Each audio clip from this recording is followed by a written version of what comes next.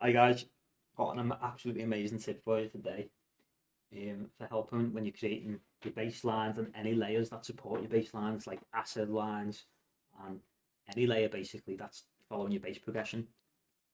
So this tip won't work for when you're doing chords like strings, but any layers where you're following the bass progression. Um, this will work an absolute treat. So let's just crack straight on. So let's just go to a. Well, let's just stay in here actually. A second. So we've got a solo of that. We've got a bass, arpeggiated bass line here we can come up with.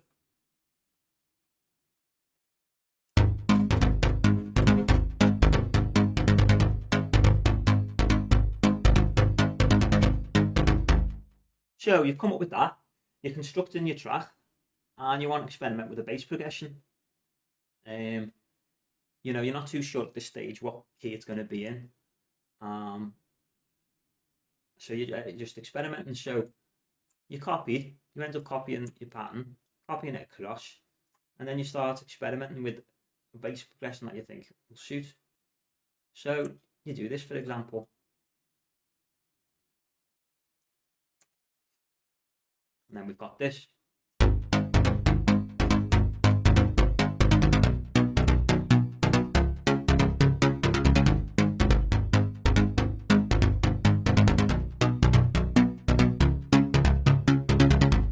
All well and good, you might think. But then, what if the pattern that this progression is also, this second bit is based on, this pattern is based on this complete pattern. So what if you want to change the, you know, the arpeggiated pattern or whatever pattern you might be working on, and you just do a few different bits, like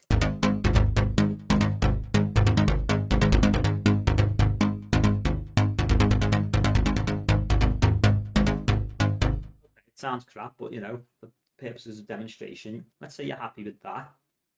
Now this won't fit now, this second section. This section here won't fit. So what you then have to do, you have to obviously delete this section.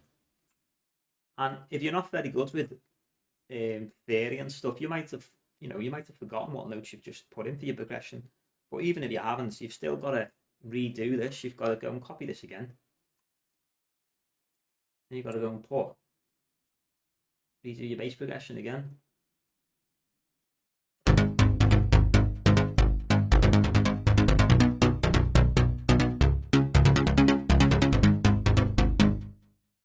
Okay, so you've done that, but then, as I say, you want to change it again. And what if you want to change the bass progression to this, for example?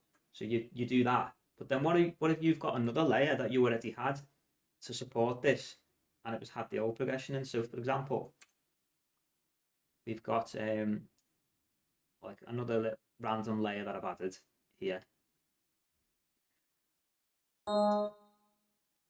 So let's say, just like you've got that pattern, and we'll copy the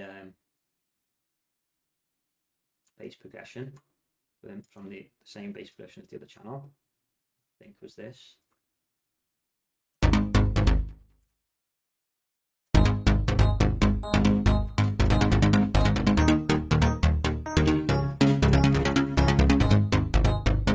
Okay, but then, as I say, you're experimenting, you change the bass progression, and you're like, I want that, I want it to be this now.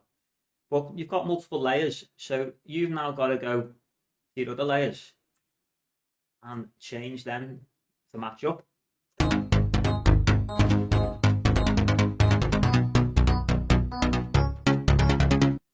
So it's a right faff.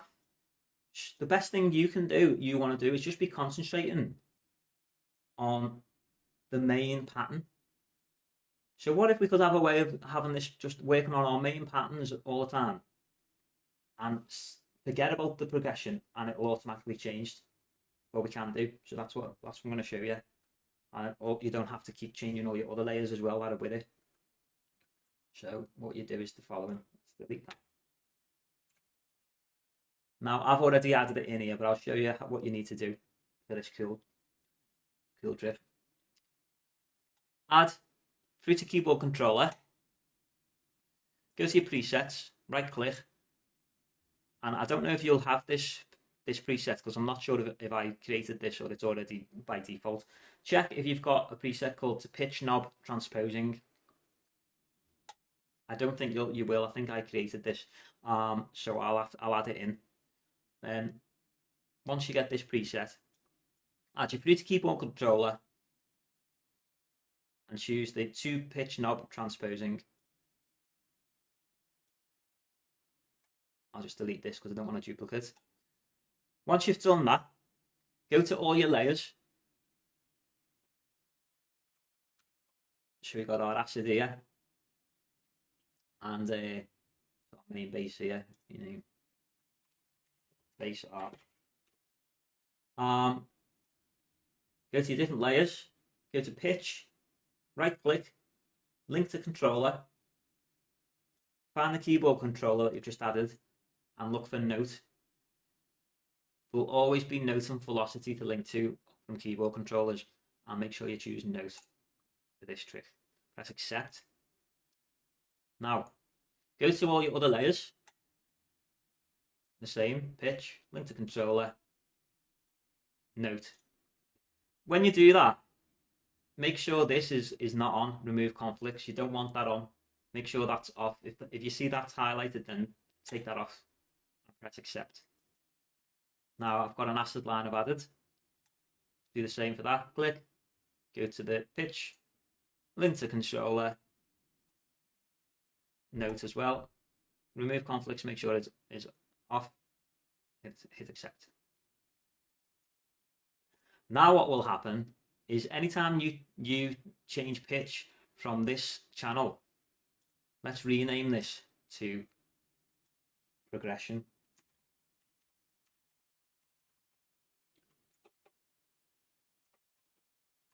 Progression pitch. Now anytime you change the pitch in this channel, it will change all of these instantly. So what you then need to do, you can do this live by your MIDI keyboard. So let's do that now. We've got this looping at the moment.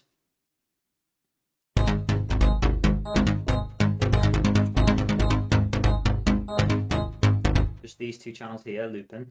And then let's start playing live. Using the channel selector, go to the progression pitch and make sure that's highlighted so that your MIDI keyboard is going to be active for this channel, this keyboard controller, and then just start playing different pitches and watch what happens.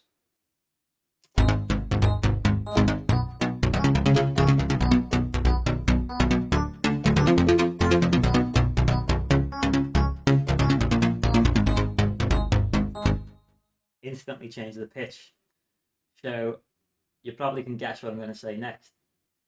Now you can draw your pattern in the piano roll, and this is the only pattern that you'll need to actually do your bass progression. And you just draw them in what you want. But you do this in a separate pattern. So let's do that. So go to a completely new pattern. Let's just delete this pattern, we don't need this one.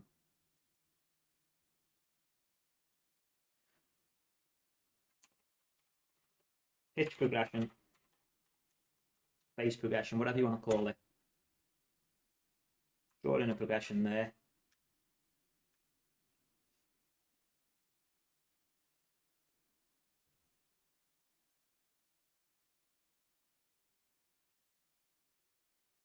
Now every time it hits a new note, it'll change the pitch of all those other channels automatically that we've linked the pitch to.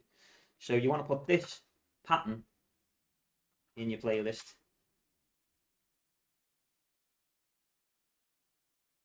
Pitch progression. Then go back to our other channel.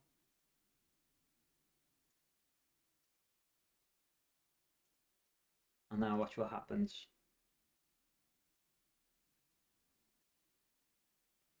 I'm going to show you something else in a sec as well.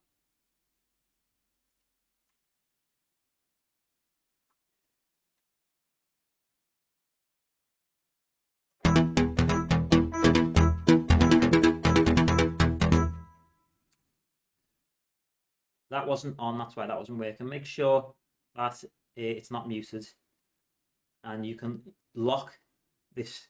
If you want to hold shift on your mute keys, and that will lock it either muted or on. So that means that if you solo all this stuff, whatever you've set a little lock icon to, that won't change. And then just hold shift again to put it back to normal. But yeah, so make sure you lock your keyboard controller that you're using for your progression pitch. And let's go back and have a listen.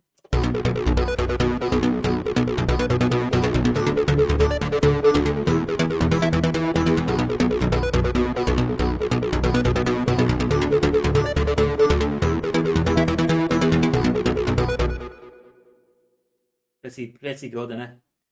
Let's take this pitch progression off and you'll see it doesn't change pitch.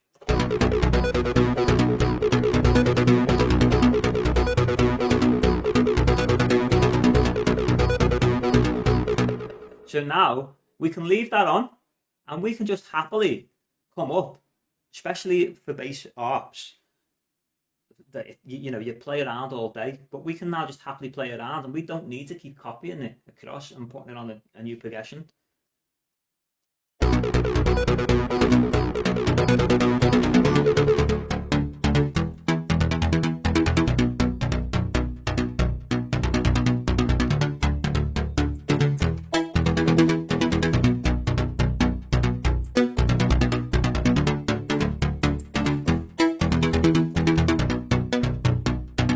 Notes in if you want as well.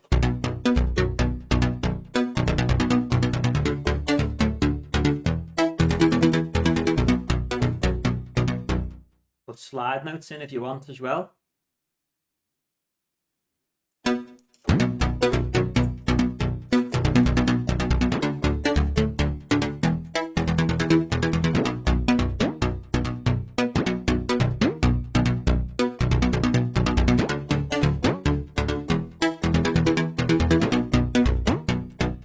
That sounds rubbish, but it just means you don't have to keep copying all this kind of stuff across, because you're going to be chopping and changing this all the time while you come up with your pattern.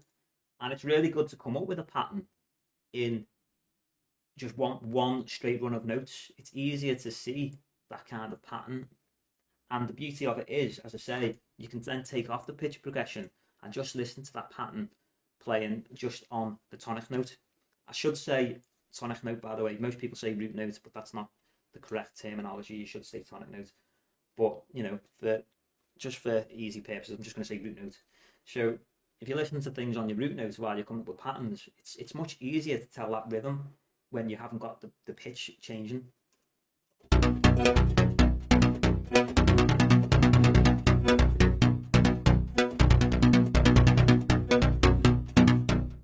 And then, as I say, you only need then to change the keyboard controller channel for it to change everything else.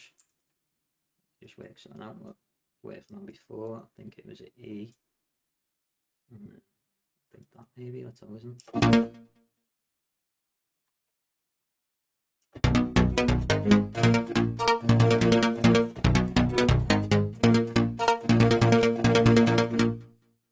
So it's absolutely amazing. And then you can play in live, as I say. So you don't have to have this pattern here, or you can keep that pattern there, mute it, but you can still play them as long as your channel selector has the pitch progression selected. You can play from your keyboard.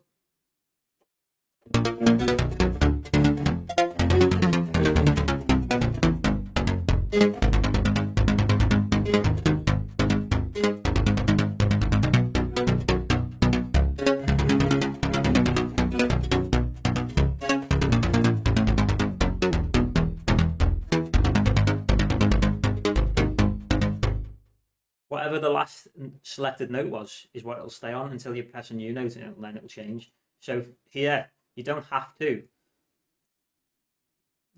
make sure that these notes are keeping these distances. You can just You can do any note length, it doesn't matter. It'll only change once it hits a new note. As long as note off value option is off. If that's on, then that won't work. So make sure that is also off, but it will be off because you'll be choosing this particular preset. Now this comes with the next beauty thing of this. You've got attack and release on the keyboard controller. And remember, this is linked to the pitch of all these channels. So if you put the attack and the release up, what the attack means is when it hits a new note, it actually fades the pitch up. So let's listen to that. Let's put the acid on its own and listen to that. Let's just fix the progression to something that we wanted.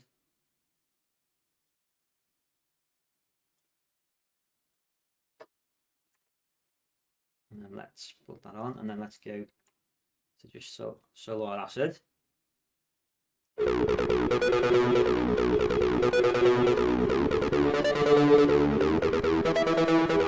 can hear it slides. Let's put it very long so you can get onto it better.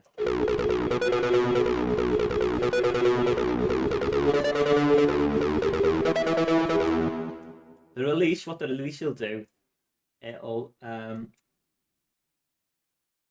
so for example, see this note, if the attack's up, when this note hits here, this note change, it will fade up to this note. But what the release will do, if it hits this note, it'll take longer for this note's pitch to change, so it'll fade down the previous note.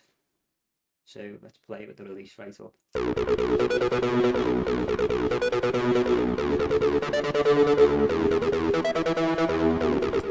See, as you can see, it's not even changing when it hits that because the release is so far up.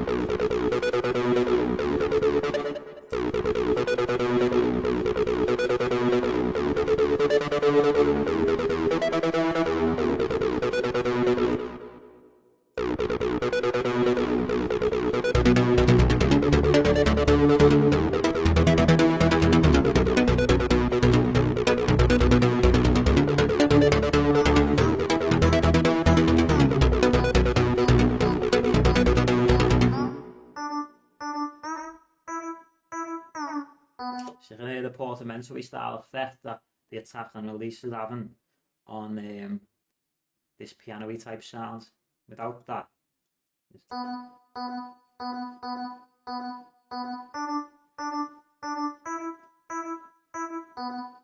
so I'm sure you can see the appeal of doing this.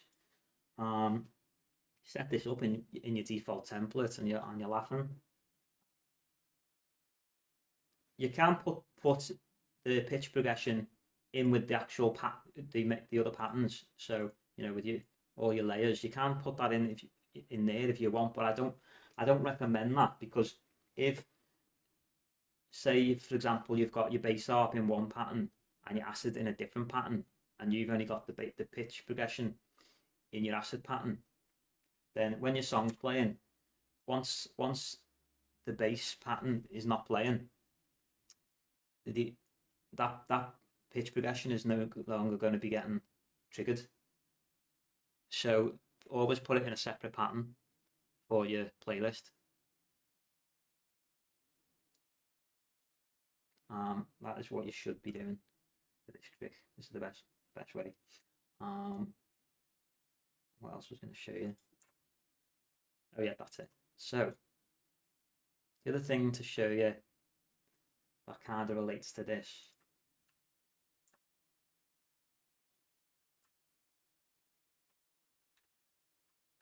is, say we have this, because as I said, so you've worked on your main pattern, whatever that might be. In our case here, it's a 2-bar pattern. You might just do 1 bar, but this is our main pattern, for example. And then you put that on your playlist, and then you put your pitch progression to here. Well, you've got 2 options here. You can either keep putting them in like this for your pitch progression to hit. So because obviously if we don't have one there, it won't play.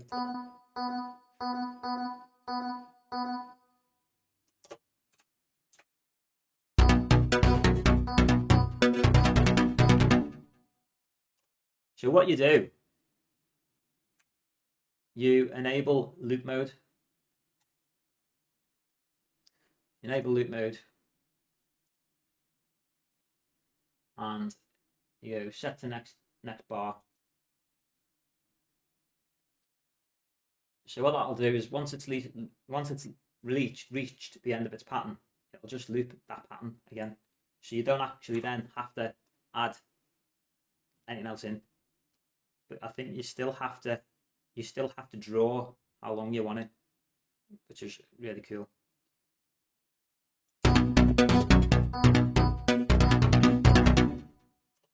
And that's per channel. So we've done it for the bass arp, so it won't affect the piano at the moment.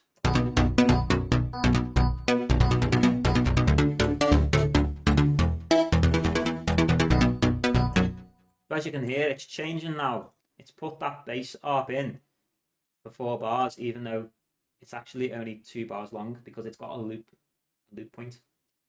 As I say, to enable loop points, click loop mode here, and then this might be hidden, by the way, so make sure this is on display, and then you can set different options here, but make sure it loops at the end of your pattern, however long that pattern might be. So for example, you might only have, you've got 2 bars of your main pattern that it's based on for your bass arp, but you might have this other pattern here. This is only based on a single bar. This just repeats the same pattern, so you don't actually need that. So for this one, we only need to loop it after 16 steps. So if you look, this loop point happens after a bar, whereas this loop point happens after 2 bars, and that's fine. And that'll just keep looping our pattern in the playlist as long as we draw the pattern for as long as we want it to go on for. So that's the other option what you've got as well. And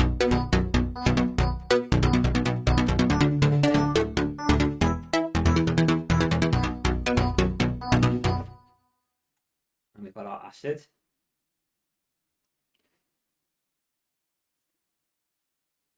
And again, you don't need to drag that for however many bars anymore. We can just keep 1 bar, however long the sequence is, which in the transistor bass, for example, each sequence is 1 bar long. So again, set our loop point to the next bar, which will be, for this particular channel, will be 16 steps. Here you go to here. And now that, if we turn it on, will also change pitch and keep playing with this pattern 1 that it's in.